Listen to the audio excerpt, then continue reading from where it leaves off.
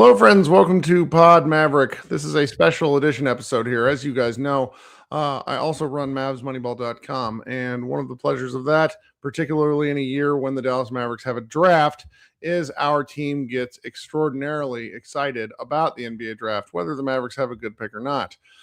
Only this year, things have gotten a little out of hand more than we would have liked, so the Mavericks are likely to have a reasonably excellent lottery pick this year. So tonight, our team of guys that are often talking about the draft all day long, pretty much every day of the year, are here, and I'm going to bring them up, and they're going to conduct a mock draft. I'm not going to step on it too much. I'm actually going to be here in the background running the YouTube comments chat, so if you have any thoughts, post it in there. But bringing up first here is my man Tyler. You guys should know Tyler. What's up, Tyler? How you doing? Kirk, thank you so much for letting me come on your program. Much appreciated. Getting to talk draft. It's a good time. That's right. All right, coming up next is David Sanchez. You've seen him before. Last summer where you guys did an awesome, hilarious, like 2-hour long podcast that everybody really liked. How you doing, David? Pretty good. Happy to be here. Good. Then we have another David Trink, who apparently decided that he likes the draft again now that Texas A&M is playing some college basketball. But we'll let him out of that soon enough because A&M's going to die a natural death. How you doing, David? Probably. I'm good. I didn't really decide I liked the draft. Somebody added me back, and so now I'm forced to like it again. That's a good point. You're welcome. That's a good point. And then last but certainly not least, everybody loves Brian. Brian, how you doing, buddy? I'm good, man. Jaden Coynes has made me sad, but Malachi Moreno has given me life. Outstanding. All right, so I'm going to punt myself here. We're going to let Tyler take over some of the quasi-hosting duties, and we're going to get right to work. I will be here commenting and trying to actually produce this podcast, which is something I usually do at the same time while hosting. I really look forward to seeing how I fuck this up while you guys do a good job. So everybody have fun, and maybe I'll check in later. Thank you, Kirk. I'm worried about myself. I should have asked beforehand if I could cuss. So we'll come up to that as we go. So, all right. We need to start this mock draft at the very top. We've got our ESPN mock here. Kirk, if you don't mind spinning the wheel of fortune here to see who lands in the top. Oh, would you look at that? God. You couldn't plan it any better. We should do that again, right? Well, we can have the Darren discussion now. I was going to say we should say who the Mavs should pick and then do it again. Yeah. Okay, so I like that. That's a good idea. let's have the Darren discussion now because it's a hot topic, especially after the game that he had on Tuesday, or was that last night, where he kind of asked out of the game to self. I just want to kind of go around the horn here. I know where I feel on this, but let's start with Brian. Is this as simple as pick Darren and move on? BPA at number one. Yeah, give me Darren Peterson. I'm not going to go long on this. I guess this would be the forum to do it. But I don't know, man. The injury things, the asking out after the first half things, after like some stellar first halves, like he had another one. He was smoking hot, had 20 points on like 10 shots in the first half of this game. And yeah, I think a minute or two into the second half, either something didn't feel right, something felt uncomfortable. And yeah, he looked right up to the bench after he either took a shot or contested a shot and told Bill Self, I think I got to come out.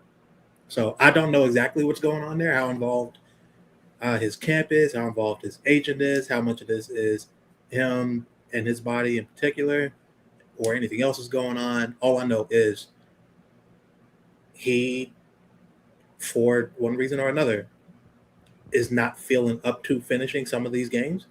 And when he doesn't feel right, he asks out. That just is what it is. If for anyone who thinks that it is a self-preservation thing as far as making sure he gets to the next level, okay. If I'm the Mavericks and I'm picking one, thankfully, I'm that team at the next level.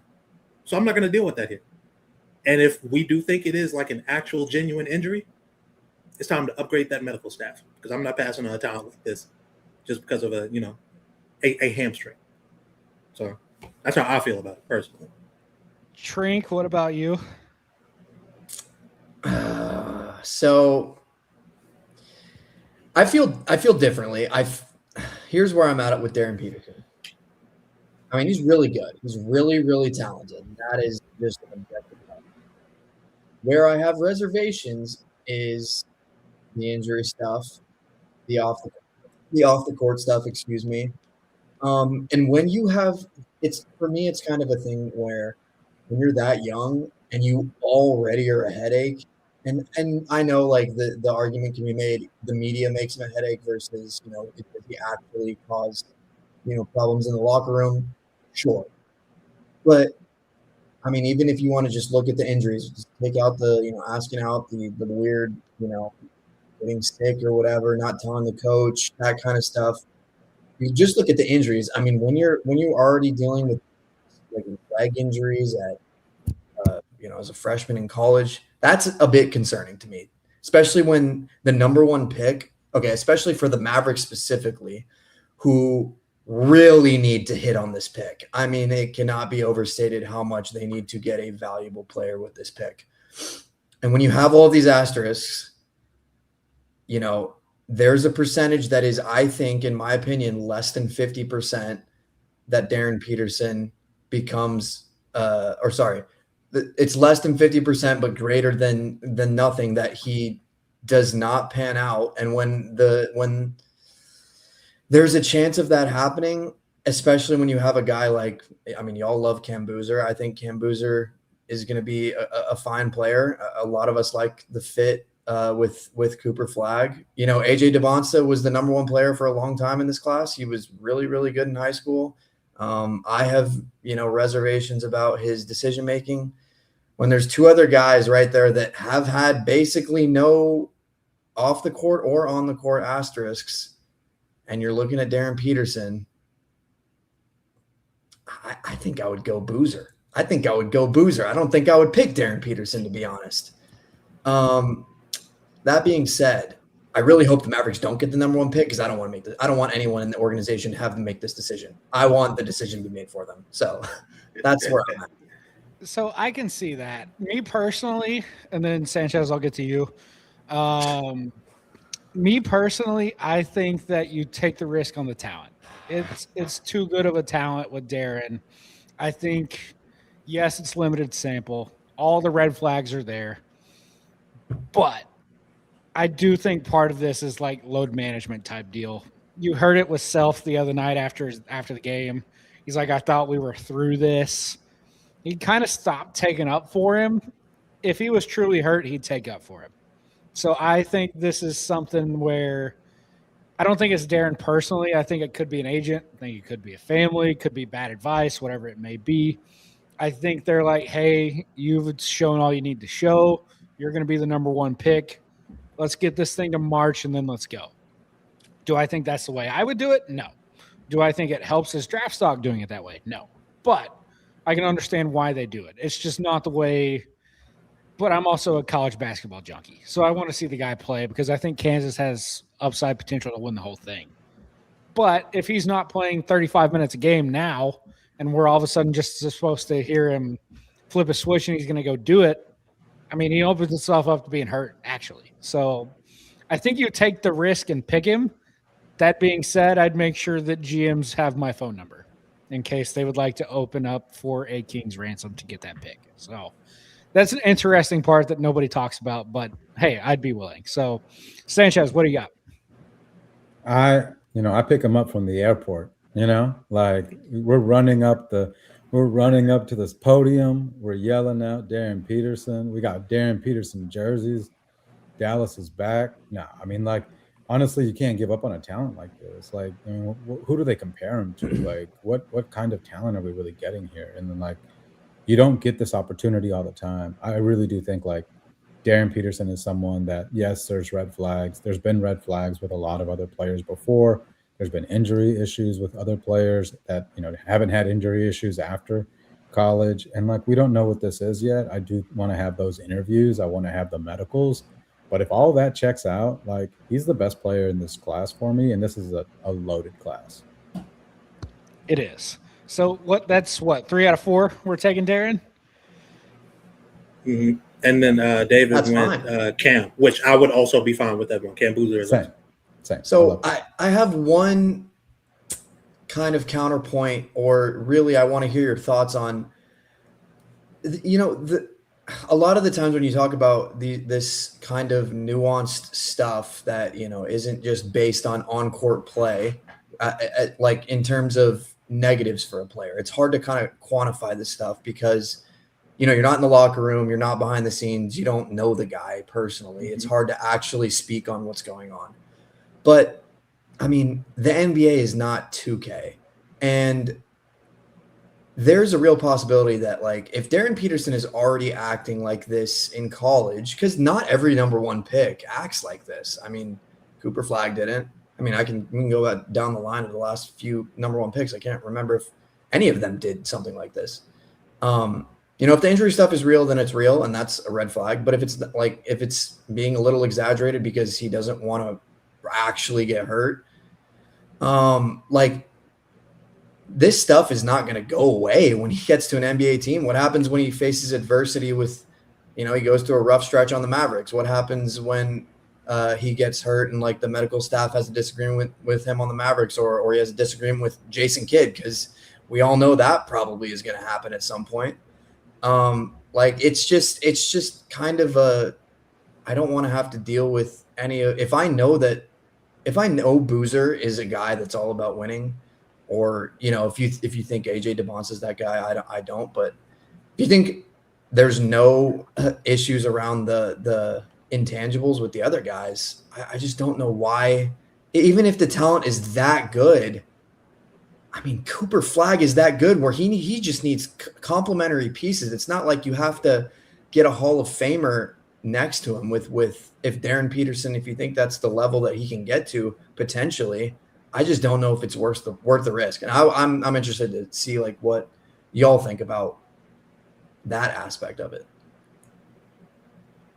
I think that just like to be a good player and to be the best player on a good team, Cooper Flagg doesn't need a whole lot. Now, if we want him to win, like win big, like win a championship at some point in the next 10 years, 11 years, 12 years, right? There needs to be another guy that can take the pressure off of him, that teams can look at and say, okay, we can't throw everything we have at this guy because that guy is also there, and he will kill us if, we aren't giving him the proper respect and the proper attention. And I don't think that can be just like, whatever Max Christie is going to turn into, whatever like a LeBaron Fillon, even like to use a guy like in the same draft is going to become. Like, I think he's going to be a good pro, but there are levels to like what LeBaron gives you as a two-way player that can scale up and scale down next to Coop, and what a guy like a Darren Peterson gives you as like, no, this is a star, like similar on a similar level to what Cooper is, if not just shy of that. Then we have to give him like his own level of respect. I don't know. I'm just of the mind that if you have a chance to put a star with a star and their games complement each other in the way that I feel like those two would, I think you've got to take it. Now, Cam Boots is right there. He doesn't have any of these issues. I think his game complements Cooper's really well. AJ Dybantsa is right there. I don't think his game is as complimentary because he needs the ball a bit more. But if you just want to bet on the upside and bet on the talent, because he's got tons of tools and tons of potential, and he at the very least, he isn't a good defender yet. He at the very least gives effort, has all the tools too, and there are guys there. So if you decide to go a different way, if you decide to trade down out of that pick, like one spot, two spots, and you want to go with another guy, I'd be with it. But I'm fine betting on this talent. Let me caveat this before we move on to like actually doing a real draft. The thing I'll caveat it with, this is a very, very Maverick specific take, because the teams that like on this randomized thing, Atlanta, Memphis, Chicago, Kings, and Washington. I mean, if I'm all those teams, I'm taking Darren Peterson. Like there's no reason why you shouldn't do that. They all need an alpha dog. Yeah, we have the luxury of having already. Yeah. This is a take based around the fact that Cooper Flagg is a very, very low so far drama guy with a very, very, very high ceiling, and I am very afraid to mess that up. That locker room up is what I mean. Okay, well, that's all I wanted to say. Okay. So if we randomize this in Atlanta and Memphis gets the first pick, Darren Peterson. Yeah, without a doubt. I mean, the only reason I would think it would be a discussion is if Darren red flags medically. Otherwise, he's 1-1. I don't think it's too hard. All right, let's try this draft simulator again. I'm gonna reset it. Here's where we are right now. Everybody can see Kings have the best odds. I mean, in the top, I can't remember what the odds are. Doesn't really matter. I'm gonna spin the draft lottery again. We're gonna see if the Mavericks don't jump 7 spots. Okay, a little more believable here. We got Brooklyn at 1, Washington at 2, Kings at 3. I'm gonna see myself out. You guys, Tyler, are you starting it off? I got it. All right. Brooklyn at 1. This is at 1. I think with Brooklyn, it's very academic. We're taking Darren Peterson. You need a lead guard. You need a guy. Yegor Dimon, fun. Some of the dudes they took last year, great. Kirk, you got to hit start draft simulation. Sorry. There we go. Then say only draft one round. ball. Okay, there we go. So not that hard with Brooklyn. We need a lead guard, and he's the best player available. We're sticking and picking. So it's Brooklyn. It's Darren Peterson. It's not that hard. Sanchez, let's go to you. You're next in line below me. Washington at number 2. Keep in mind now with Trae Young, now with AD. You also have Alex Sarr. You've got Trey Johnson. What are you looking for with the Wizards? If I'm the Wizards, you want the biggest star power possible and the highest upside because they are trying to go forward. And I think you probably want to get AJ Dybantsa here. If it was me drafting, it would be Cameron Boozer. But I think AJ Dybantsa really fits that team is what they're trying to build around. And I think it could be really special around and building around with some really great veterans. Interesting. Any differing opinions? I agree with David. If it were me making the pick, if I'm Mike Winger, and then I'm taking Cam Boozer, he's a perfect fit on that team. I'm not letting AD stop him from who I think my star of the future is going to be. I think he would plug in as the number 1 pretty perfectly. I think there's a world where AJ goes there and he hits his peak potential, and he's even better, and he also fits there. So I can't be mad at either. I can't be mad at either. This would be great for Washington, and I genuinely hope that they fall in this top 3 and can get one of these guys. They've been waiting on a guy like that since John retired. They deserve it. They do deserve it. So not just because they've traded with us and helped us fix all our issues either. I mean, this would be perfect for them because it's just another high impact, low impact on winning player, or high scoring, low impact on winning player that they get. Bradley Beal right into AJ Dybantsa. It's perfect for Washington. That's funny. That's my take. I don't think AJ Dybantsa is going to be on a winning team ever, but he will be very good. I think he can be a good NBA player. I think he needs to be in a very specific situation. I'm not sure Washington is that. I think he'd be a perfect king. Would be a perfect king. What's the difference? Well, Washington at least seems to have direction. And with Trey and AD, some of the other guys, a lot of shots are already taken up. Okay. You go to Sacramento. They're going to probably get rid of Sabonis and Levine this summer. DeRozan probably as well. You have tons of open shots. You're not going to be competing for anything anytime soon. If you get a real coach in there, not Doug Christie, I think you've got something with AJ. With having, you can kind of tailor the thing around him, see what you've got. I think that's a better situation for him. But if Washington's like, hey, I want the scoring pop, can't blame you. I mean, it's just not what I would do, but I don't run teams. Yeah, I see Brooklyn as a really good landing spot for AJ for that same reason. You've already got a coach that we think is pretty good in Jordy. a bunch of shooters, a bunch of playmakers, guys that can get him the ball in pretty advantageous situations, and some of them at least, can play off ball and give him the on ball reps that he's going to need over the next couple of years to kind of iron out the kinks in his game. So yeah, those would be really, really good spots for AJ. But Washington takes the upside play. Maybe. Who knows? Trink, let's go to you for 3. Sacramento at 3. I don't envy this position at all. I think you just have to take the best player available here and go Boozer.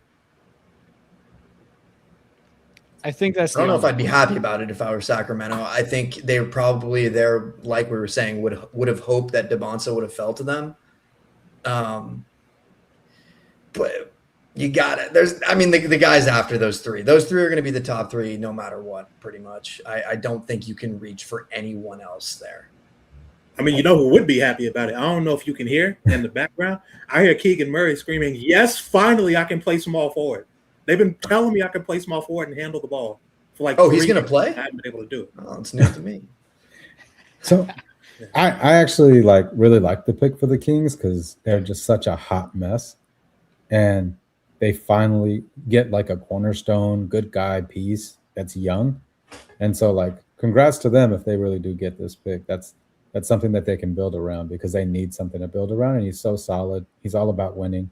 He's going to be depressed in Sacramento because they're not going to win a lot of games. But hey, I think good for that team if they get him.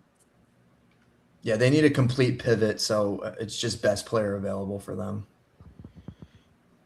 Brian, for Indiana in this situation keeps their pick. Keep in mind, if it is not top 4, it goes to the Clippers. So they win their gamble. They get to keep the pick. You've got Halliburton coming back. You've still got Siakam. You've still got Nimhard. You get to add a young talent here. I could have seen them being a Boozer team, but Boozer not being here.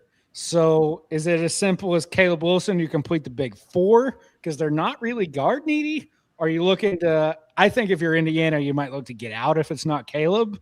But where do you go here? What they will do, given the fact that, one, they managed to keep this big, despite very stupidly risking it in that Zubac trade. I don't know why they did that still. They more than likely take Caleb in this situation. What I would do if I were them in this situation, I would try to trade down 2 spots, a spot maybe, and I would take Eden Wagler and put him next to Halliburton.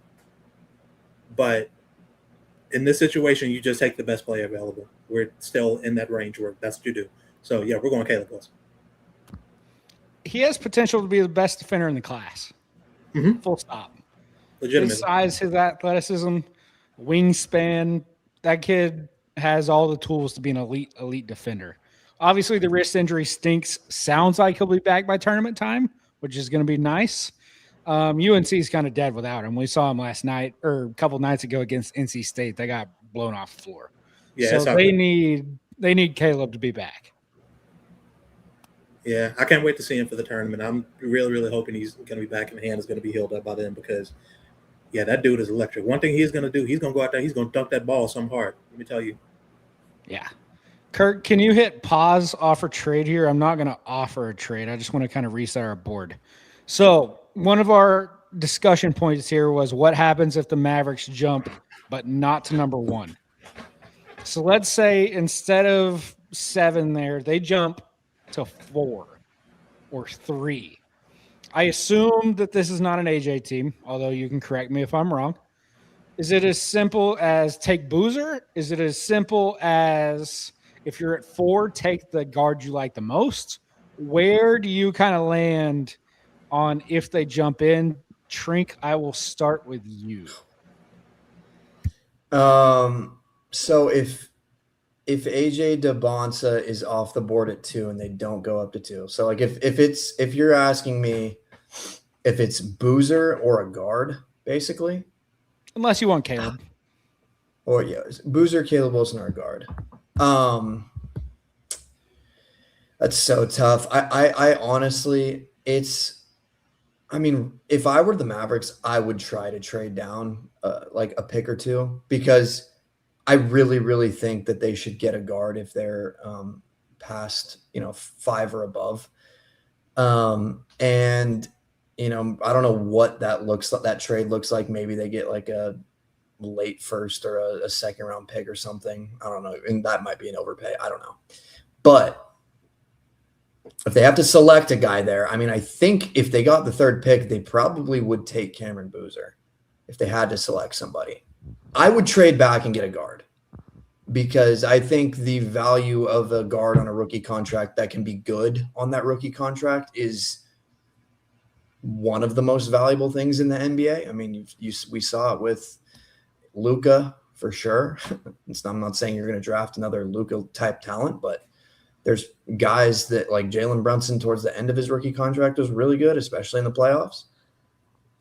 It's just a guard heavy league. And if you get a guy like that next to Cooper Flag, and now your two best players are making less than $25 million combined for 3 years at least, or not at least 3 years at the most, that is invaluable, especially with no first round pick the next 3 years, especially with all of the different CBA stuff that won't be changed until after these guys get their second contract.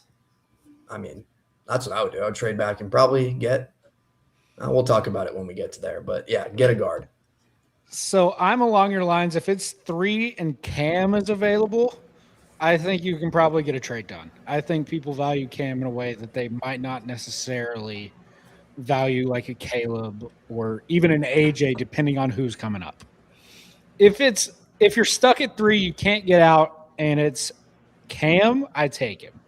If you're stuck at 3, you can't get out, and it's AJ, Caleb, and the rest, it's where I'd probably have the unpopular opinion of Kingston Fleming's you, sir, are the third pick in the draft. So I think it gets interesting if it's AJ who's picked 2. Although I trust the BR mock. I think Wasserman does a great job there. He bumped Cam up to 2 this week, so that's kind of interesting. First time that's happened. I don't know. I think it's very interesting if they jump to not 1, though. Brian, what you got? Yeah, I just look, if it's 3, the pick is Boozer, in my opinion. You don't let positional stuff get in the way of the Spurs didn't let positional stuff get in the way of drafting Dylan Harper just because they had just paid De'Aaron Fox or just traded for De'Aaron Fox and needed to pay him, right? And already had Steph Castle. And now as things are shaking out, it appears that drafting Dylan Harper was the right choice because he's better than, or maybe not yet, but going to be very soon better than Steph Castle. And I think if there is like an odd man out situation there, the Steph is going to wind up getting traded, or maybe they make it work with all 3. Who knows? But if you have the chance to take the best player, you take the best player and work it out, unless there's like a severe need situation that you can fill with a player of similar level. That's at 3 though. If it's 4, I don't know how many teams are going to value Caleb the same way in terms of like trying to trade down. I'll probably just take the guard that I like the most at 4.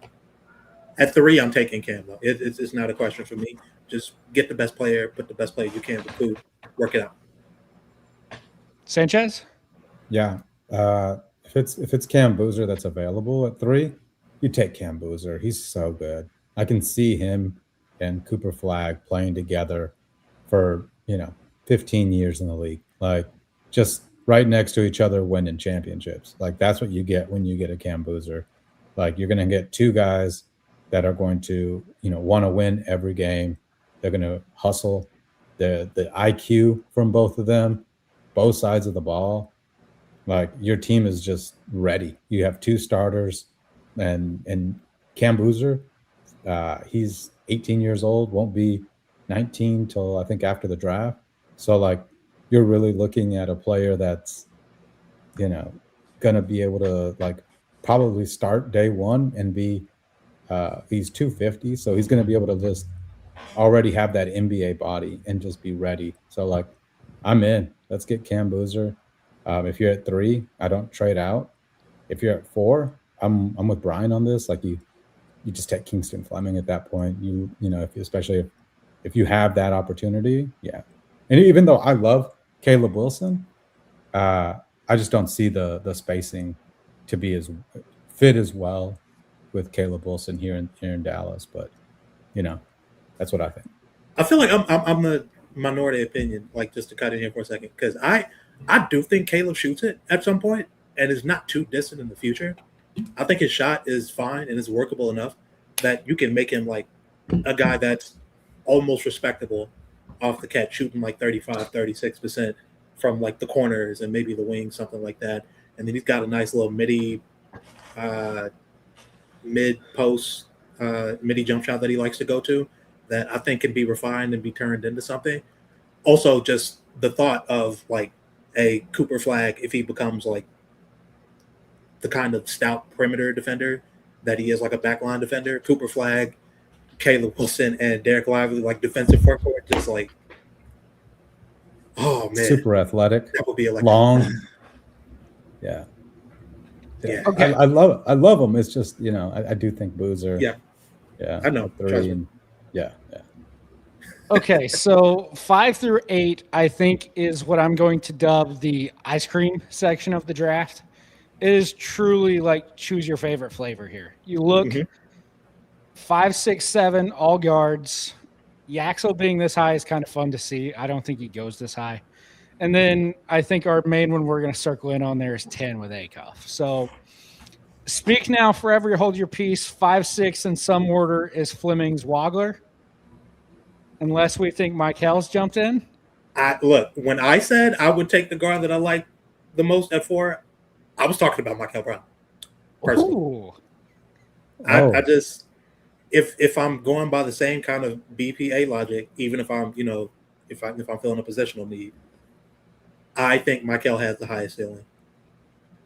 I'm going to bet on that. I think he has flaws that he has kinks that need to be ironed out. Kingston does too. He's not like a perfect prospect. None of these guys are, but they're all so talented. It's really just, like you said, picking your preferred flavor.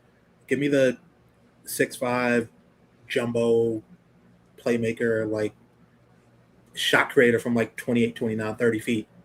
That can, that's showing that he can kind of like stand up and hold his own on defense on a given play. Like that's what I want personally. As Pat Kelsey said, the back of the bubblegum card says he's a certified shooter.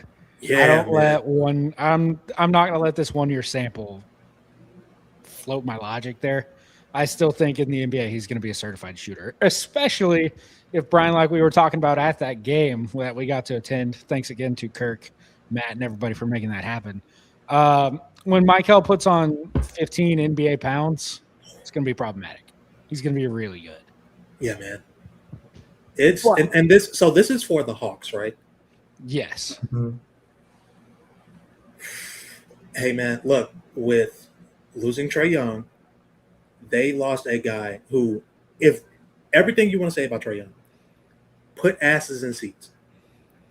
Trae Young was a show. He was a player that people came to the arena to watch play basketball and pay good money to sit in the 200s, 300s and watch him play. I think Michael is going to be that kind of guy if he hits closer to like what his ceiling is. I think he would be awesome playing off of Jalen Johnson. You could tell me Kingston is the pick here, and I'm not mad. You could tell me it's Michael. If you really, really like him, you could tell me it's Darius Acuff. Like you said, pick your flavor. Is what you want here. But one of those guards. Brian, I think it's your pick, so it's your Yeah, it's my pick. It's next to you. Oh, that's right. Oh yeah, we're putting Michael in Atlanta. We're putting Michael in Atlanta. Wow, I didn't even get to have the discussion I wanted to have. Which one? This upsets me. Wait, why? Why does it upset you? Well, Mavericks. I am so undereducated in this. So this is clearly just, me talking out of my ass. But I like a point guard who will shoot from far the fuck away.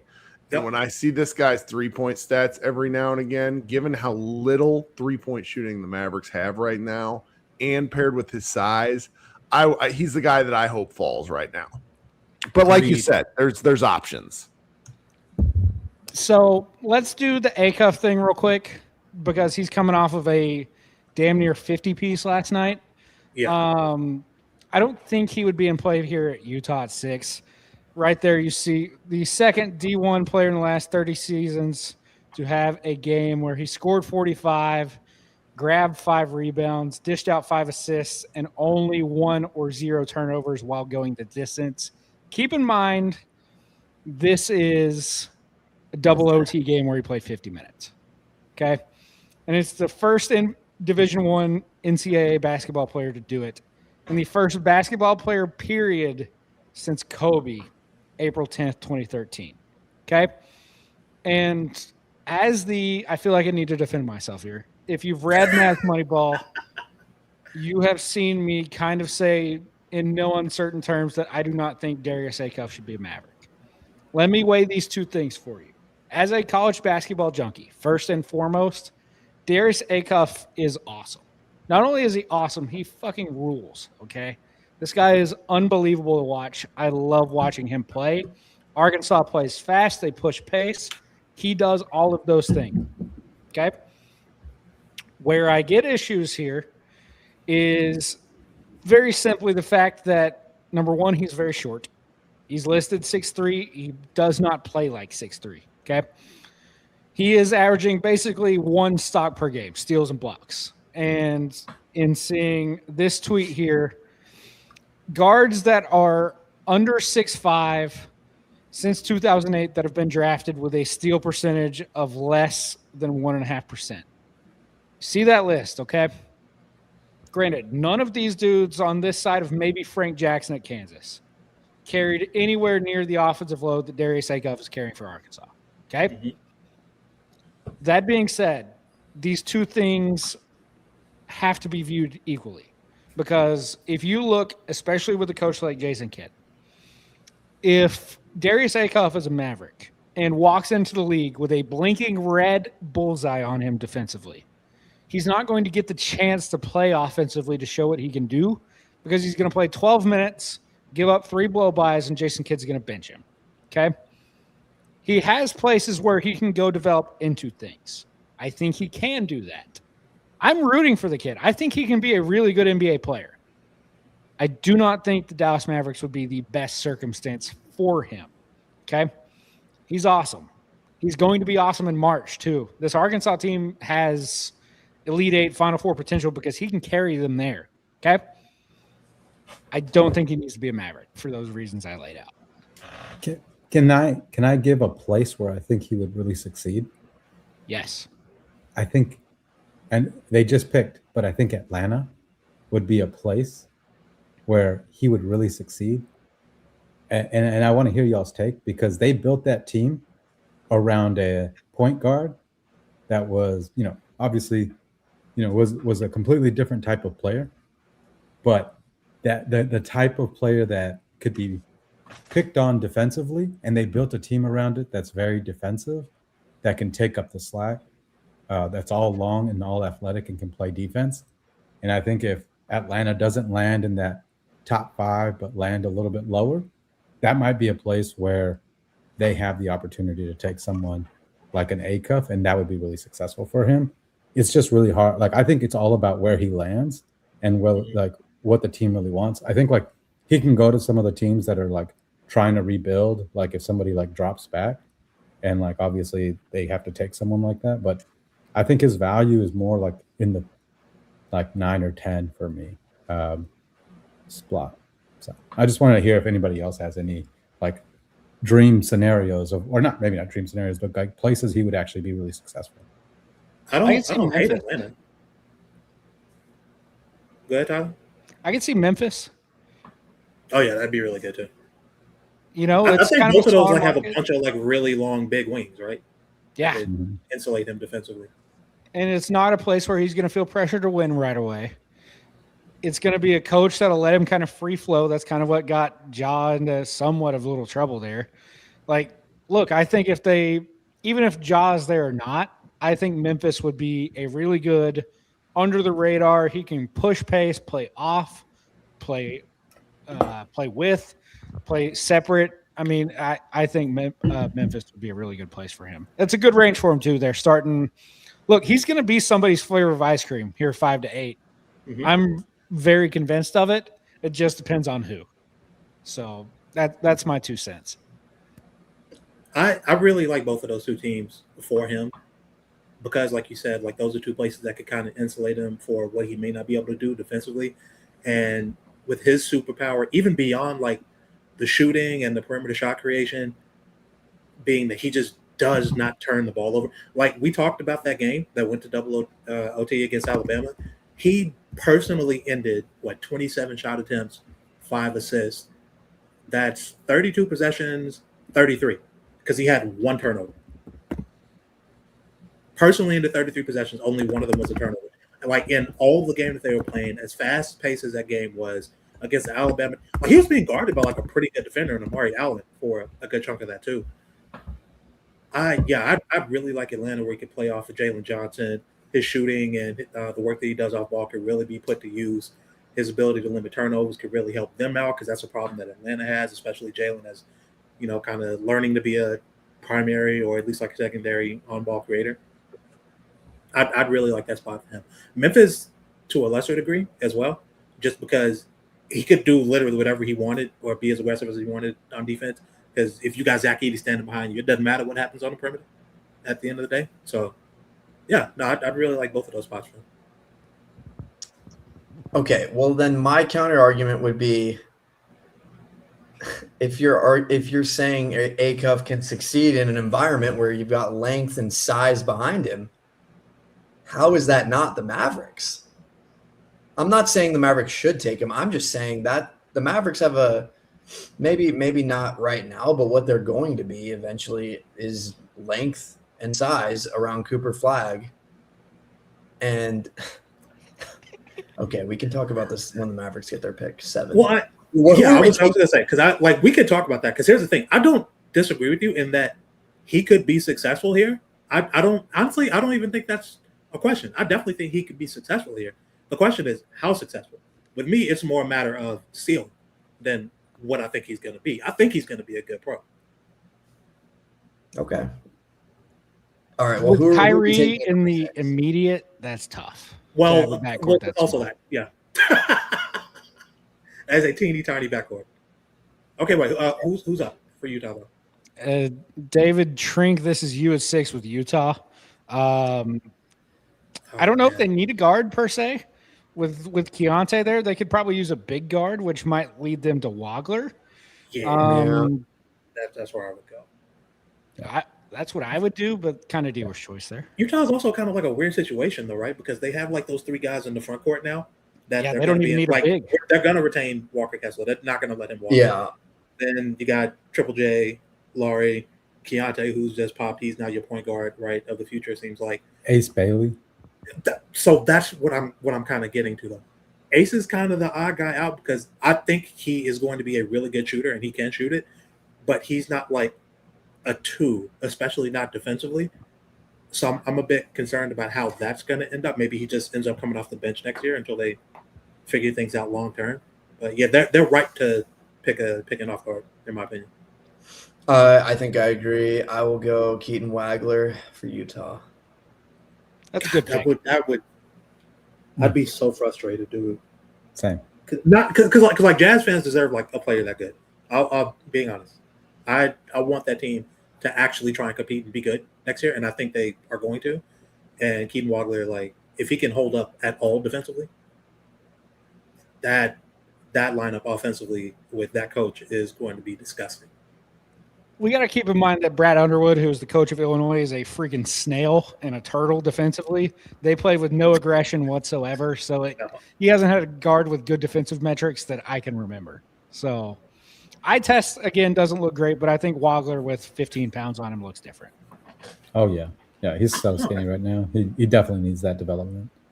I think his only real issue on defense is that he dies on screens just because he's a bit skinny. But otherwise, I don't know. He looks pretty good. Like, if I had to pick who's the best defender of all these guards, like, if you're just watching, you would probably think it's Kingston. But, I don't know, Kingston gets beat and Kingston gambles a bit more than you'd probably suspect. And now he's allowed to play aggressively in Houston's system, which I love. Like, I like watching that. But in terms of who's the most effective, I think it's probably Keaton right now. Like, once we get to the league, we'll see. But once he adds some weight, yeah, I think he's pretty solid positionally. I think he'll be a good defender. Well, I think he'll be Adequate. an okay defender. yeah. Let me reel it back before I start just saying words. Yeah, I think he'll be solid though. Okay. Well, I think that's a really good transition though, because pick 7 is up, and if this happens, I mean, who here is not happy? Commissioner. Who here is not getting a Kingston Fleming jersey on day 1, right? Like, is this Joe Biden running to the stage yelling "Liquid Swords"? Yes. Yeah. Yes. Dude, I'll have a jersey before we even have him drafted, man. I'll make my own. So I got to ask though, because the chat is kind of dwelling on this. They're all saying there's no way Fleming falls to 7. I tend to agree. Now, where would we have goofed up given this draft lineup? So I'm going to go ahead and select Fleming because I think we all know that's the pick if he's there. Mm-hmm. But who should have picked him before? Oh, Atlanta. It was my pick. Yeah. And that just means that Michael probably falls there, which again, perfectly fine. That's why 7 has been the number for me all season long. You land at the 7th spot in this draft, you're going to get somebody. You don't have to have a civil war and decide how much you like Darius Acuff or not. 7 is where you can get a guy, even if it is Darius Acuff, I'll kind of blow up if it's Acuff over one of these guys, but he's played himself into like this range now. So, it's kind of understandable. But yeah, at 7, you can't really go wrong. Yeah, it'd be 5 where Fleming's would go. But again, like I said, these 5 through 8 picks, depending on what happens at the top with shakeups, it's going to be ice cream flavors. I wouldn't be surprised if anybody jumps anybody. That's from Acuff up. Like, yes, we all think that Fleming's is going to go 5-6. Wouldn't be shocked if other teams that fall from the top are like, hey, we've got our flavor we like, and it's Keaton Wagler. We got our flavor we like. It's Michael Brown. We trust the shot. Like, if you're going to knock Kingston, why he would fall, it's because teams don't trust the jump shot. Pretty much. Mm-hmm. Yeah. It's trusting the jump shot because it looks kind of janky. It goes in, but it'd be like you watch Michael shoot, you're like, that is a jump shot that I would back at 5 or 6. That's how he falls. I wouldn't let him fall, but that's how it happens. Mm-hmm. Yes. We, as a collective, are sprinting to the commissioner to put in the ticket for Kingston Flemings. And scream shrilly into the microphone at the podium, yeah. Yeah. What do we say to the God of Death? Not today. Not today. Is exactly what happens. So I guess that transitions to me at 8 with a Memphis. Got to assume that Ja is not a long-term building block. Mm-hmm. You've got Edey on the back line. You no longer have Jaren Jackson, but you do have Cedric Coward, who is an absolute stud. We called that last year, just patting our own back here. We love some Ced Coward last year. Is it guard? I think yes. But, I mean, do they buy JQ? Do they buy Ament? Like, this could be the start of an Ament range, too. So, if it's me, I'm going to stick with the ice cream flavor. I think Darius Acuff goes here. So, that would be who I would select. Who is the advanced analytics darling at this group? Because that is who Memphis almost always takes. If they don't have a prime pick, they take someone whose numbers look outstanding and project to be outstanding. In this range, maybe like Yaxel. Yeah, that's probably Yaxel. Yeah, I was gonna say Yaxel's numbers are outrageous. Like but he's also playing at almost 25 years old. So like, not saying that in a terrible. Memphis doesn't strike me as draft freshmen. Like Kirk said, it's a lot of like, they strike me as a draft an old man team. They drafted Edey. Edey wasn't a spring chicken when he came out. Sure. I feel like that made more sense when you had like John Triple J, and it's like, okay, we've got kind of a core of guys where we feel like we can make the playoffs and make a playoff push now. I feel like in the mode that they're in now, they probably lean younger, but Yaxel definitely feels like a Memphis. Did you see the Mavs highlight post yesterday of the Tankathon profile? Mm-hmm. Well, it was all these things in green for the pros, and then on the other side it was draft age, and it was like 4 negatives. 4 negatives on age. 4 negatives. I was like, bro, we get it. He's old, but yeah, like I've seen 3. 4 is crazy. But yeah, that dude can hoop. He's an incredible basketball player. He's awesome. Can play the 4, can probably play the 3, depending on the situation. He would be great next to Edie. You could run pick and roll with he and Edie, and that would actually be pretty sick, depending on who the guards are and who the floor spaces are. You can rotate him in and out with Gigi Jackson, who's starting to play better now that he's getting minutes and is healthy. Yeah, I would like him here. I'd like Acuff here.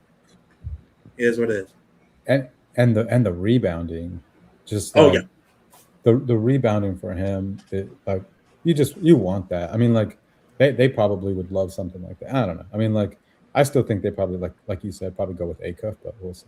Yeah. I'll roll with Acuff here, but I would also say that if JQ medically green flags, I could see him going here. Yeah. Even with it, yeah, I guess you just don't pass up on the talent in that situation. Yeah. All right. Snakes around to me with our good friends in Milwaukee. They are probably going to be upset that Darius Acuff just went off the board because they need a guard. Mm-hmm. So, with them being guard needy in mind, do they reach for someone here? Do they take BPA? It's going to be interesting because I could also argue that they might need a center. And with Giannis potentially maybe in or out, they might – look, I could see him going BPA. And if you do that in this scenario, I'd be kind of halfway tempted to go Ahmed. It's tough. We're right like in the Nate Ahmed zone at this point. Yeah, it's either like a player like him. Maybe they're like, hey, we're gonna take the best possible player we can get right here, who isn't like super old. Give me JQ and we'll deal with the injuries. They could go Hannes, Steinbach.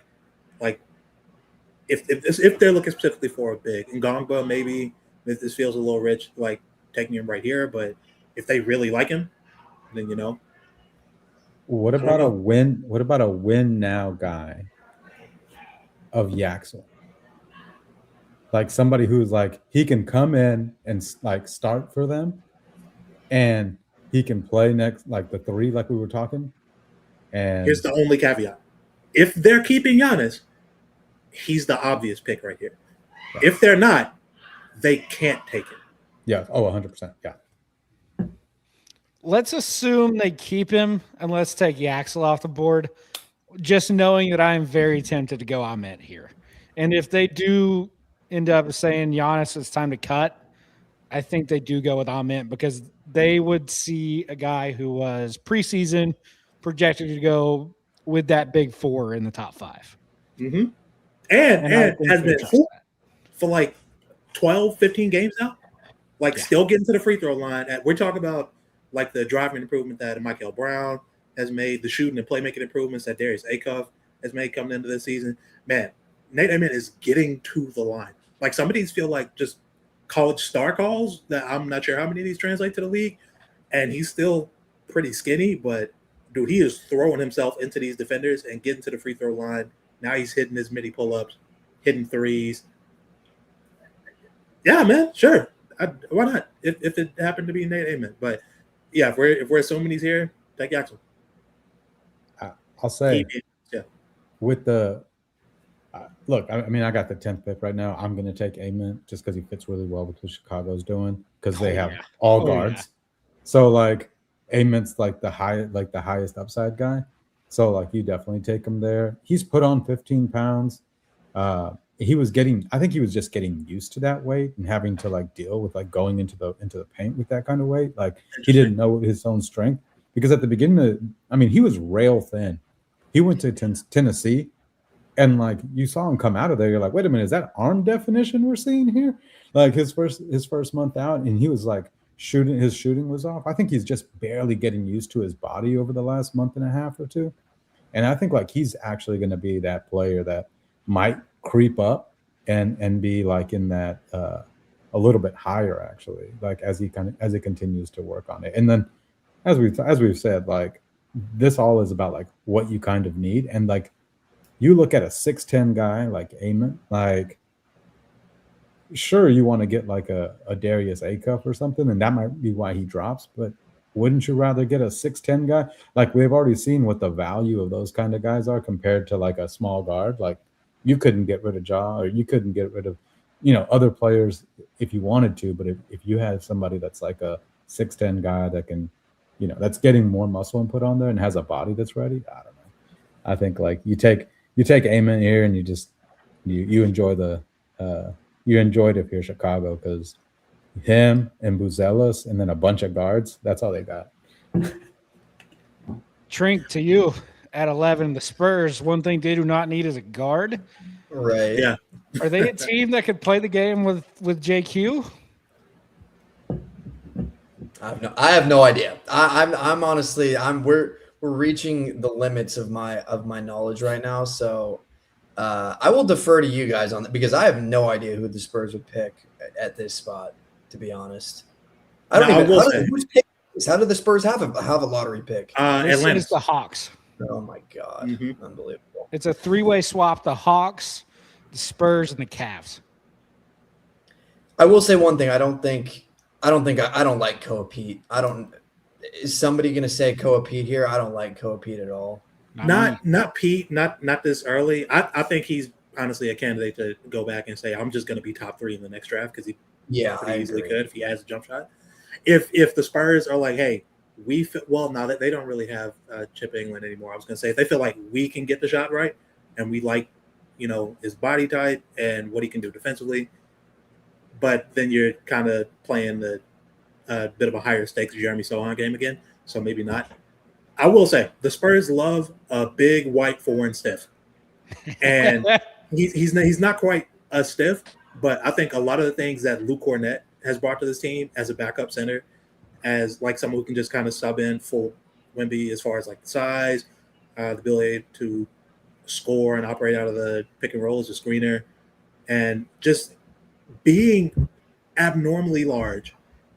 I think I could see this being a spot where like Hannes goes and what he does offensively fits really well for the Spurs.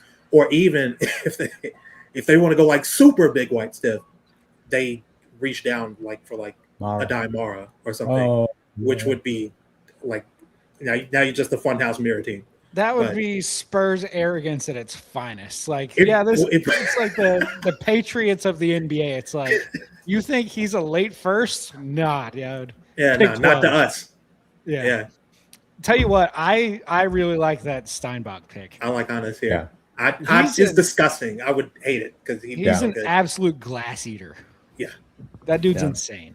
He's a perfect spur for them too. Right next to him. He's the perfect kind of guy that like can play big, and you can play him next to Wemby and put Wemby at the 4, because he's just destroying teams on the glass.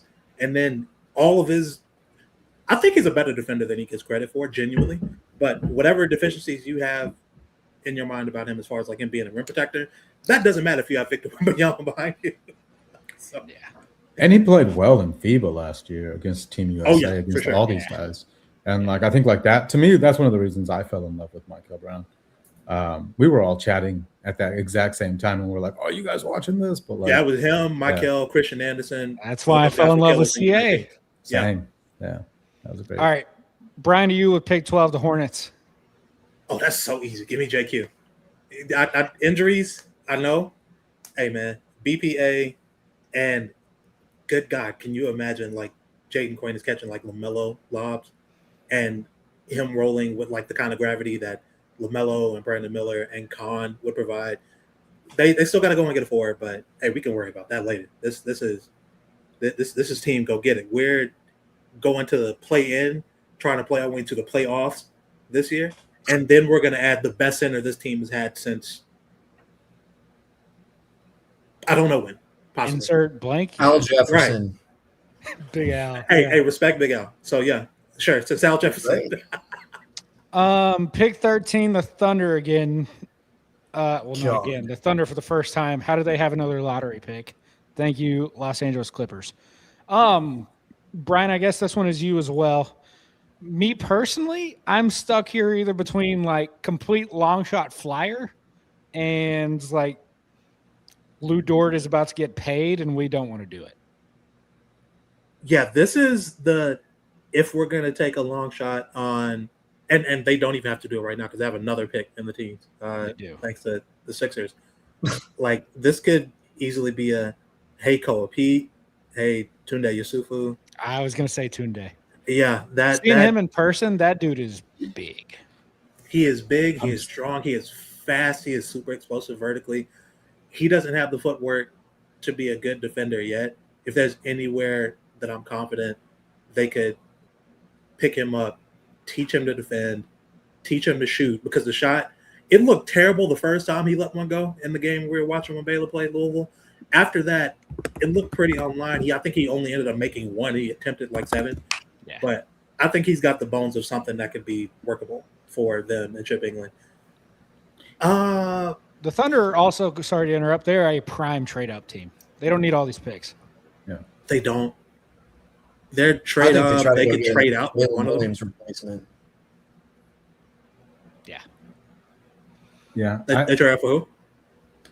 I think they just try to get a Jalen Williams replacement in this draft. I mean, they have so many picks in the next. They're just gonna like cycle guys, but like Jalen Williams is not gonna be there. They're just gonna replace him with some really talented first round pick. Blah blah blah blah blah. We're talking about. We're not J Dub the wing. Jalen Williams the center, right? The big. No, I'm talking about J Dub.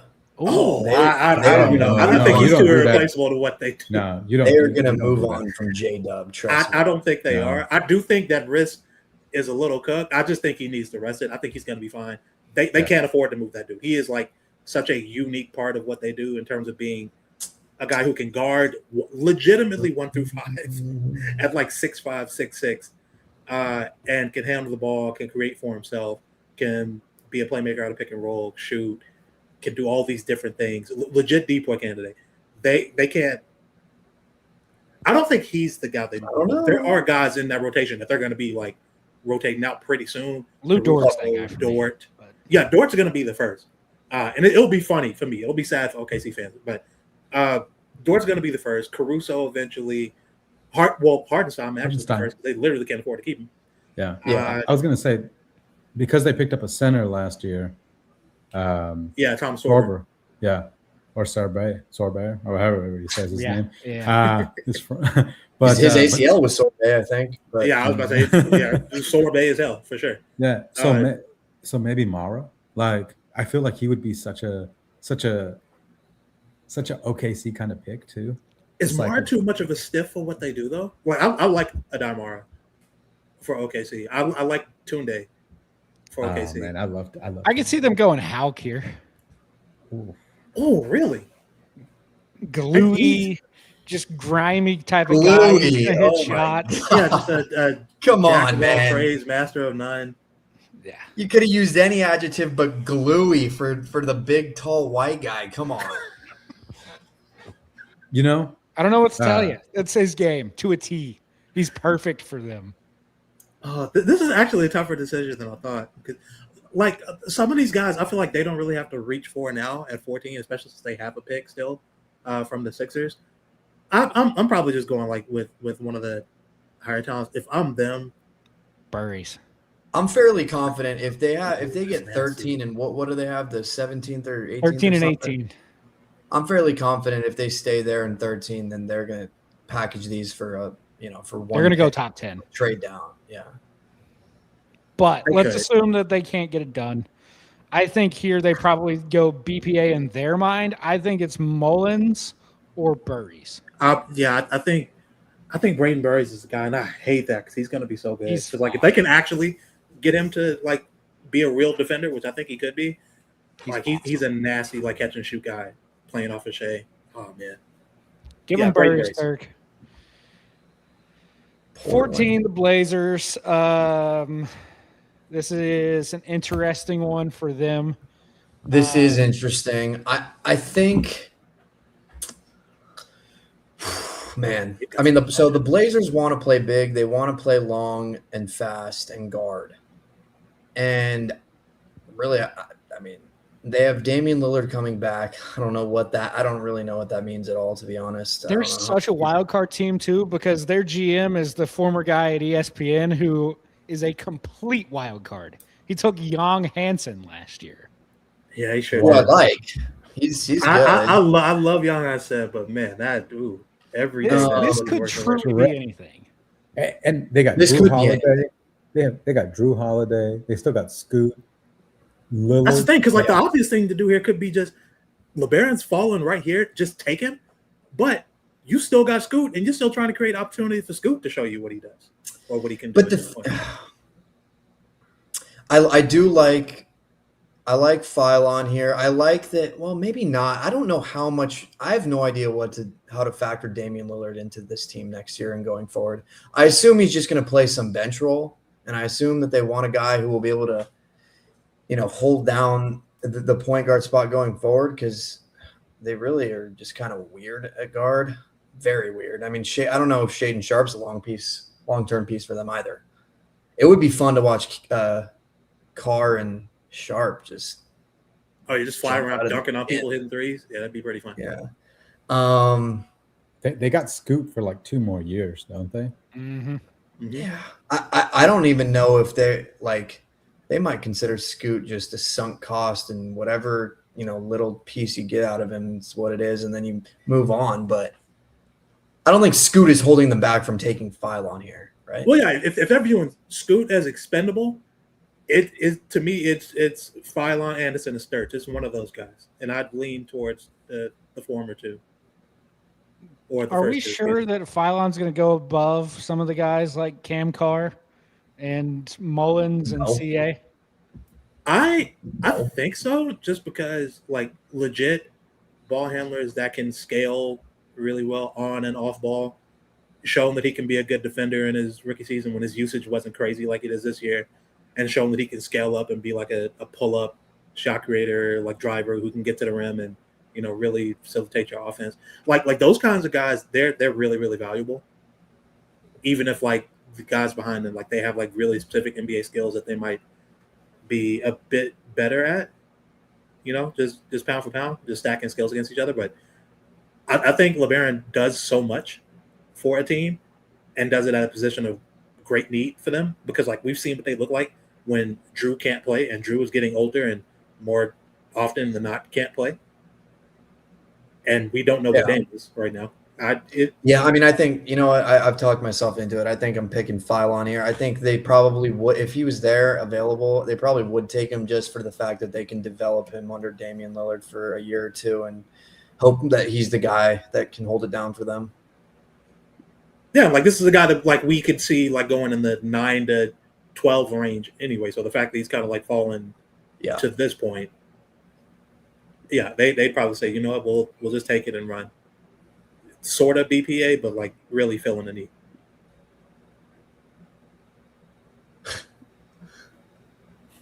That's the lottery.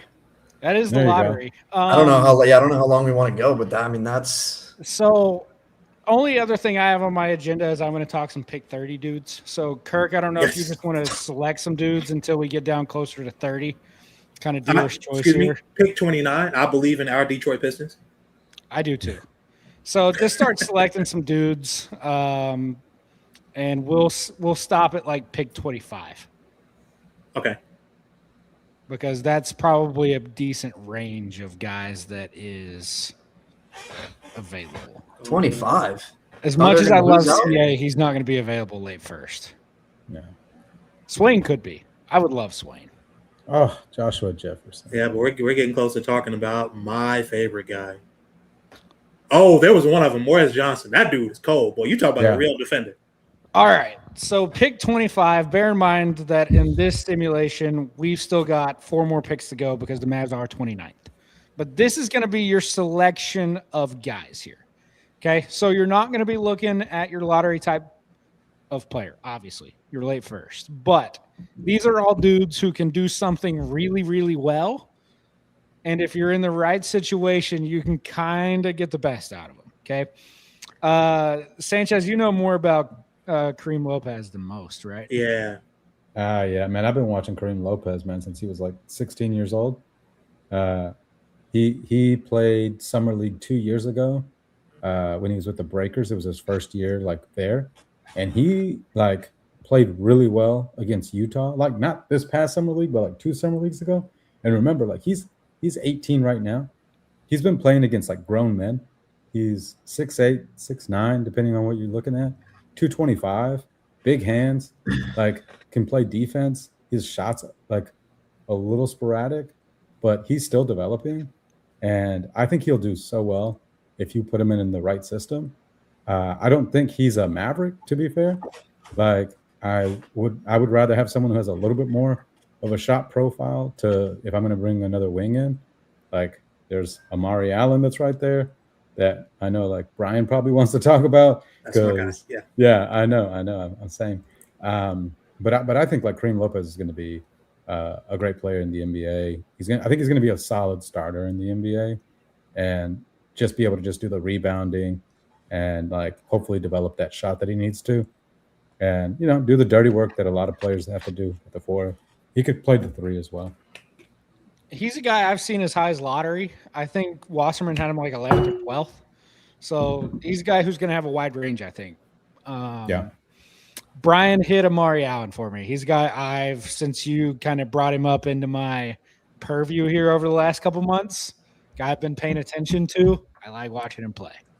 Hey, man, on my personal board, this dude is like just outside the lottery, like around 14, 15, 16, somewhere in that range.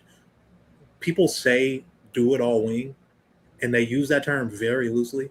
Amari Allen is quite literally a do it all wing. He is a plus ball handler, a plus playmaker, a plus shooter at 37% on pretty decent volume. He averages like 8-9 rebounds a game, really tough rebounder. He is I don't know as much about his ISO scoring. Like that's definitely probably something he can work on, but his handle's good, his shot is fine. He finishes at the rim pretty well. So I'd assume that that's something that you could probably sprinkle in down the line. He is a good on-ball defender for a lot of the game that Alabama just played against Arkansas. He was guarding Darius Acuff, a guy who was like 6 inches shorter than he is for a good chunk of it. Now, that resulted in him getting some buckets on his head, but that's Darius Acuff. He just does that to people. Really good on-ball defender, pretty good off-ball defender. The dude is solid just about everywhere. He slides in as a 3 or 4 on any team, from a tanking team to a team that is trying to win, that needs a 7th, 8th, 9th man in the rotation. I think he would be awesome as a Maverick specifically because he and Coop, they could switch between the 3 and the 4, and because Amari is a pretty good perimeter defender, Coop now doesn't have to do that, can play the back line and be where he is best.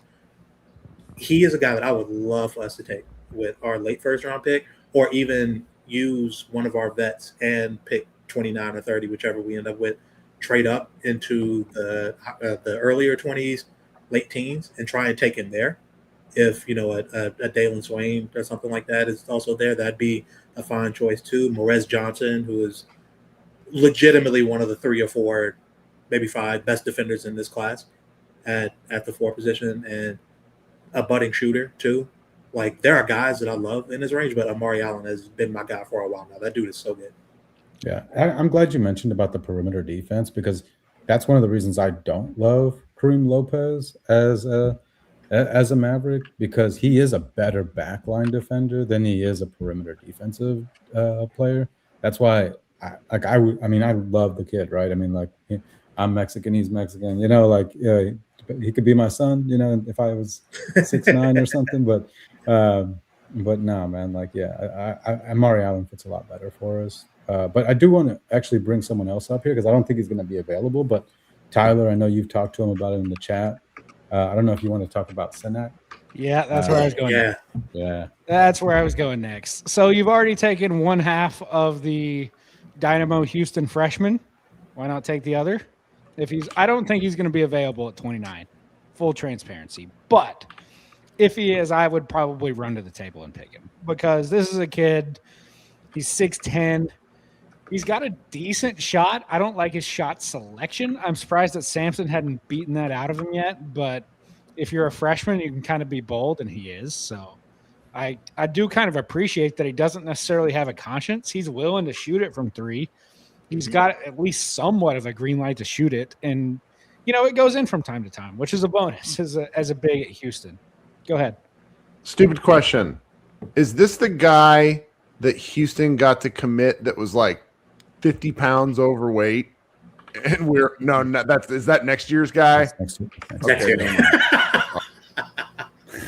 Can't wait for him either. But so Sanak, the thing about him that I love the most is, and it was on display against Iowa State, he had a possession where he got 3 long offensive rebounds in a row off missed threes. Kingston missed one, Sharp missed one, and one of their other wings missed one. And he's in the middle taking on 4 Iowa State Cyclones. And Iowa State's kind of built in that Houston mold where they just fight you for basically everything. That game was a bloodbath. And Sanak's in there basically one-man wrecking crewing this rebound. Gives 3 extra possessions, ends up getting fouled on the last one. And you see Sampson over there, like he's full-fledged fist pumping that. I've never seen that before. And that's the type of guy that Sanak is, especially on the glass. I'm willing to trust Sampson's got enough through to him defensively to where you've got a good foundation to work with. He's obviously got the size. He's not going to probably be a true 5. If he develops into a shooter, he might be a stretch 4. Small ball 5 could be a decent option. I think he's got some versatility in who he can guard. I trust his feet well enough, especially if you've got somebody behind him. But even if not, I think he can be impactful enough defensively to be able to do multiple things. He's not a guy you're going to shove and drop. I'd be fine hedging him out, switching him on for maybe a short period of time early on, see if he develops into it. And then offensively, you've got a guy who's going to absolutely grind on the offensive glass for you. You've got a guy who has confidence in his shot. And honestly, the thing with these young guys that I'm looking for most, more than even percentage in some cases, it's why the Michael thing is I keep coming back to. Volume matters almost as much as accuracy. Mm-hmm. If you are confident enough to step back there and shoot it, I trust you to be able to knock them down eventually. And Sanak does step out and shoot it. So I think he'd be a great pick late in the first round. I think he'd be solid to go along with whatever guard you bring in. It's a little bit of big insurance, especially if you end up losing PJ this offseason, which I believe we've all kind of floated around as being an idea. Mm-hmm. He's not a one-for-one replacement. Let's not get it twisted. But he's a warm body that I would not have an issue throwing in the rotation day one to see what happens. So Chris Sanak, I think, is a guy that Mavs fans should keep an eye on here, late first round. I'm glad you brought him up. Early in the season, someone brought him up to me. I mentioned him as kind of like a 3-and-D big potentially. And I watched one game of him early on in the season for Houston, and I said, this feels like a Christian Wood region, man. The shot selection is not it. This is not what we want. And then, I randomly just checked back in like 10 games later, 12 games later with Houston. And, dude, I watched him rebound, and I said, okay, never mind. This is an NBA player. He is a ferocious rebounder. Defensive rebounder, offensive glass. He is truly a glass eater in a way that I did not expect to be a part of his game. I love Chris Sanak. I would not mind having him on the team at all. Like two things that we loathe, right, from this team or have over the last, 3-4 years, free throw shooting, defensive rebounding. He would help clean up so much of the defensive rebounding problems that we have. One of the things that he would replace that PJ actually does, as far as PJ being one of our better defensive rebounders in the last couple of years, he'd be awesome on this team. He'd be a great kid to have here and put next to Cooper and just kind of include him kind of in the core long term. Yeah, that'd be fun. Especially being able to bring him here with Kingston. That'd be really fun and cool to have happen.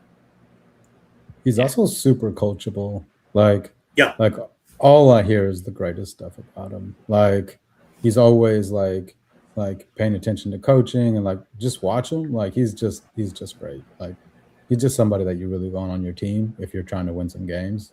And I know he's not the prototypical big because he's just not tall enough.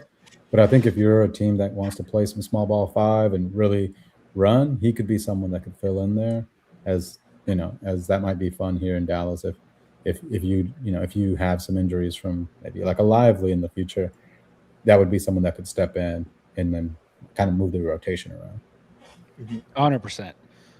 Okay, so let's assume just for happenstance, Kurt, can you bring the board up one more time? I want to touch on something. If the Mavs don't get a guard early, some names you could be watching late. I saw my guy Tyler Tanner there. If you hate short guards, you're going to hate him. But watch Vanderbilt play. That dude is awesome. He orchestrates that offense super well. That team is basically him and their power forward right now because it's Frankie Collins and their other guard. His name is slipping me at the moment. Tyler Tanner runs that team. He had a sequence last night where Mizzou's up 4, Vandy goes down, hits a 3. Tanner steals the inbound, then launches a half-court shot, is literally halfway down before it falls out. Would have won the game coming back from down like 15 in the last 5 minutes. So watch Vanderbilt, watch Tyler Tanner. He's awesome. Another guy who's kind of around late first, early second. We talked about him a little bit earlier, being Tunde Yesufu at Baylor. He is a big, stocky guard. The shot looks better than the percentage that he shoots. He's like 32, 33% from 3. But the shot looks better. He had one the other day against Louisville that came out like super, super flat. But the rest of them looks like they were makeable shots. So he's a guy that I think could be interesting.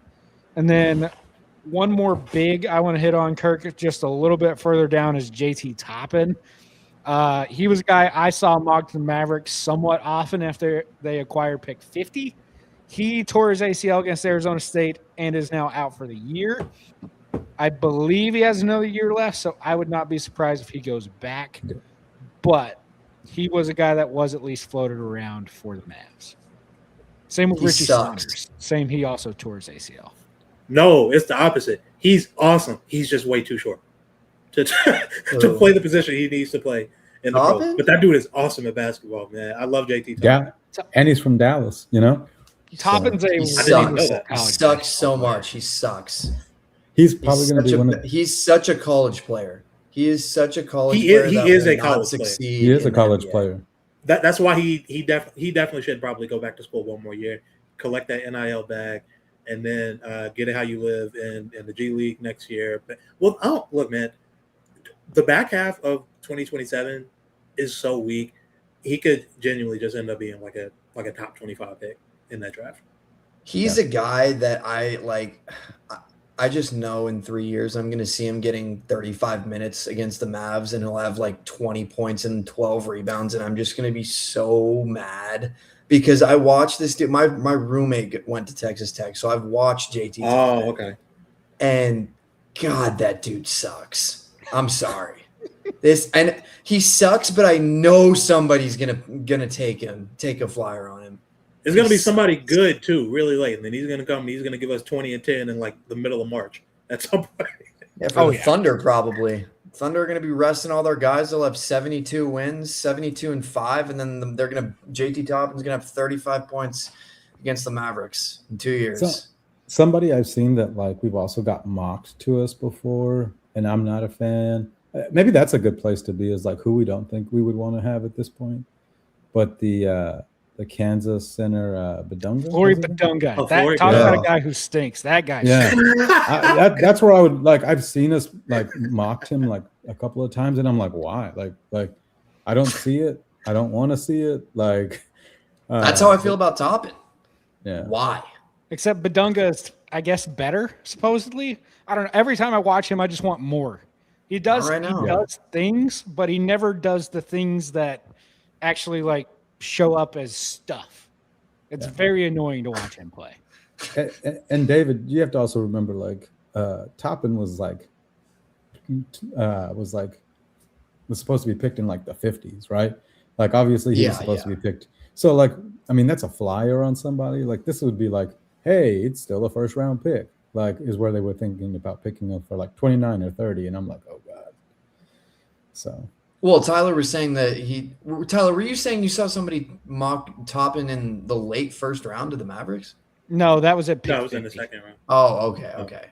Which is acceptable. Either way, I wouldn't waste a single dollar on JT Toppin.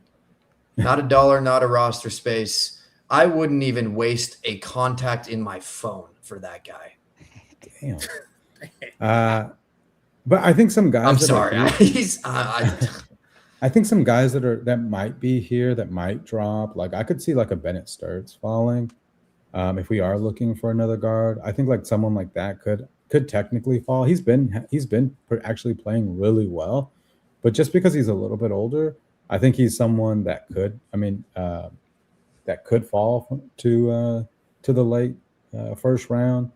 I think because I think people are kind of up on Allen, up on Lopez, up on Carr, Swain even. Yeah, you're right. Like all those players might, soak all that up, and all these players might be gone. Tunde, Amara might be gone. Meek Thomas might be gone.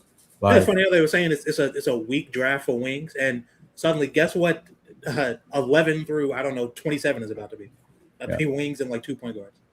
Yeah, so we might end up with something where like, hey, like, Bennett Sturts was someone that they mocked for us at 10 or 11, and he might be around somewhere in that late first, just because of like how many great players actually have kind of come out in this draft, if they all come out, obviously. Say the line about Sturts, Brian. What line? Stiff whites. No thanks. Oh yeah. Look, here's the thing, right?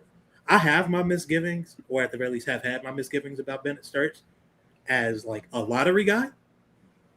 Bennett Sturts at 29, at 30, dude, that's crazy value. That dude, look, he can't guard a soul, and he can't get past me or you or you or you or you watching this. He could probably get without a past screen. But he's going to run a second unit for 12 years. And he is going to shoot the piss out of the ball and be a good playmaker. Like, that's value, dude. Like, I would take Bennett Sturts there in a heartbeat. I would even take Bennett Sturts like as high as like, I don't know, like 19, 20. Like, I'd probably obviously be looking for wings there instead. But like that high, if none of the wings that I really like are there and he's there and we need like another guard, like, sure. Yeah, I wouldn't mind it. Now, if we're still hanging around the 29, 30 range, and we need a big, I happen to know a school that might be able to supply one. Malachi Moreno would be available if he's not like going back and coming out in 2027, and I would like to have him here. Okay. So should we also talk about guys that we would love to see here? Because I got a guy that I think Brian doesn't want me to mention. Yeah, let's wrap it up here. I know we're getting close to 10 here.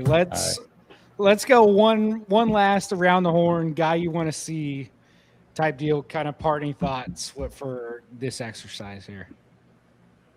Sanchez, I'll start with you since I rudely interrupted you. No, my guy, Alan Graves, right here. Oh yeah. Santa Clara. I was like about a month ago. I was like, whoa, this guy can play. I was like, he can. I think I put it in the chat. I was like, first round, like maybe, like, let's see. I think since then he's even blown up even more, and he's had really good shooting games. And I'm like, okay, like the shooting came around. I'm kind of in on him coming out, or like doing kind of Yaxel kind of thing where he just kind of goes to a big program next year. He's at Santa Clara. He could go to a big program next year and then just like pick up that $6-7 million NIL bag and just stay in college. That could be the other thing to do. It's wild that he doesn't even start for Santa Clara. Oh, he's not a starter? I didn't know that. He only plays like 22 minutes. Yeah. Well, I think that's because he's like not in great shape, right? Like that's the thing. He needs to get himself in shape, but he's a defensive playmaking stud. And like if the shooting numbers that I saw recently, like if that's real, then yeah, man, come on down, bro. He's going to play 32 minutes in the Big Ten next year. Book it. Yeah. Trink, around the horn to you. Parting thoughts. I have no player that I'm looking at here. I probably couldn't even name 5 more players. I think we've pretty much maxed out my college basketball knowledge tonight. Lottery thoughts. My parting thoughts.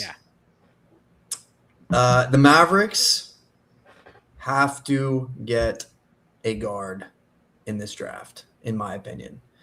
I mean, obviously, if they move up to, let's say 2, because if they move up to 1, then, we've already talked about Peterson. They might go Boozer if they move up to 2 somehow. I don't even know if it's possible if they can move up to 2. I guess it hasn't been established what they can get yet. But if they're not 2 or 1, they have to pick a guard, and they have to pick the right one.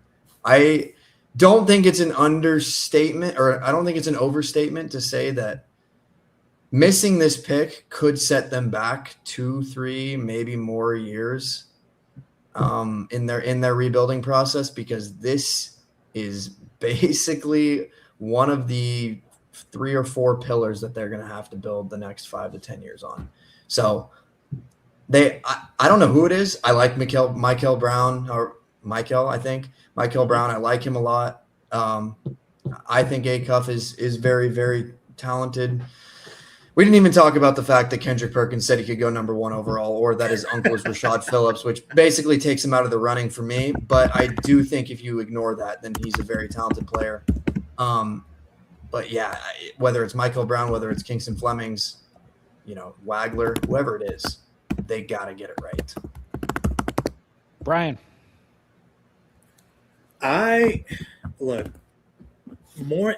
Even more important than getting like a point guard, we need to add shooting with both of the picks that we have in this draft. I guess like all threes if we're talking about the pick we have at 50, but that doesn't matter quite as much. Although, who knows, maybe we end up with the next Justin Edwards or whatever. But yeah, we need to get preferably a guard at the top, like assuming that we don't jump top 4. But if we do, then let it happen as it may right now. I'm learning this now when we pick at 50. It won't exist by the time the draft comes. It'll be moved somehow. Right. But yeah, do what you have to do with our lottery pick. And I think no matter what we do, that second pick has to bring in someone who can also shoot. I am like dead set on Amari Allen, because I feel like he's one of the best options of the guys who are going to be available in that range that can shoot and also has like other really, really valuable skills.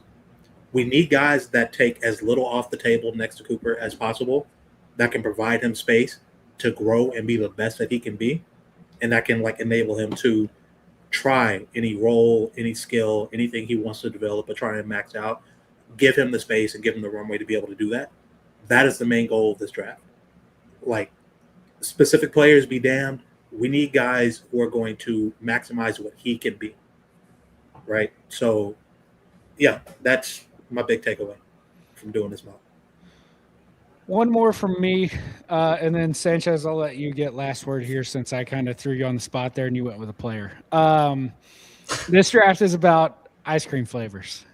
It's whatever your team, whether it be the Mavs, otherwise, whatever their favorite flavor is, that top 7, 8, 9, 10 of the lottery, that's who they're going to pick. A lot of those dudes are interchangeable. You could see dudes who are mocked 9th go 5th. You could see dudes who are mocked 5th go 8th. Things are going to change. So just prepare to be a little bit surprised if somebody slips or raises up a bit. It's ice cream flavors. These guys are all really close.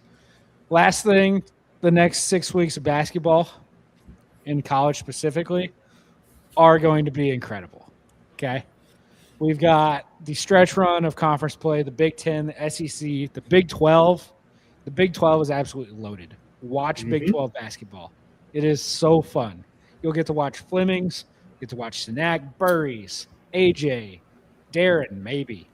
Like, it's fun. So enjoy these next 6 weeks.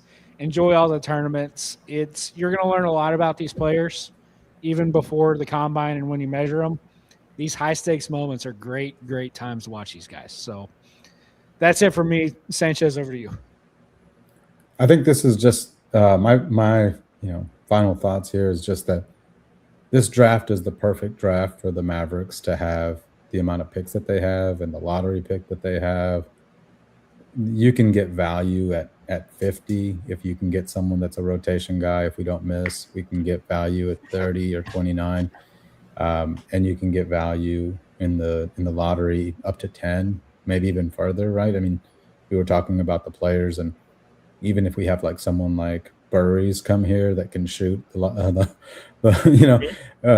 just like someone that would really like be fun to play against, or somebody to play with Cooper. And I think like I'm gonna have to just go back to Brian's point. It's like at this point we have to build this around what's gonna be supporting the Cooper flag, and so I'm just really excited that we have this opportunity, that we have an opportunity to be like right now that we're all looking at. This could be a top 10 pick or a top 4 pick. We'll see what happens, but there's a lot of really fun scenarios that are going to happen. So I'm just really excited about that. Kirk, are you still with us, sir? Oh yeah. As you guys can tell, I really got dressed for the occasion tonight, wearing a t-shirt. I was like, God, I look terrible tonight. Yeah, it's been a lot of fun. Thanks so much for doing this. I think as we get closer, as I host 2 shows or try to host 2 shows, I think there'll be more and more draft talk. So essentially, anytime you guys want to hop on a Mavs party to talk about something that happened that wasn't the game that I just watched, I'm probably going to be thrilled about it, because I just saw like the Mavs' next 5 games and it's just a slate of ass, and I'm not really interested in it. And unfortunately, that's what I'm contractually obligated to. So we'll all be here. This is I love the draft, and the fact that Mark Cuban, his first year, if you go look at what happened in 2000, he pushed a ton of capital into what became one of the worst drafts in NBA history, talent-wise. That's not his fault. That just is what happened. And I am very confident that colored the next 15 years of transactions, if not more. And so I've always loved the draft, and now we finally, this is, I think, the first time in like 30 years the Mavericks will have 2 first-round picks. Like that's hard to do, but that's where we are. And there'll be a lot of stuff to talk about. This, next year we won't have any picks at all unless the Mavericks do what I hope they do, which is become a facilitator for contracts in 2026, 27. But we'll see. We'll do something like this again, particularly if things start to suss out. I hope you guys had fun. It was a great time, Kirk. Thanks for having us. And it is very fun. And we didn't even talk about this draft being the last fight out of Vietnam before. That's the next thing we're going to have to. Yeah, we'll talk about that maybe tomorrow night. So hop on after the Mavs get their faces pounded by the Wolves. Everybody be good. Thanks so much, and go Mavs.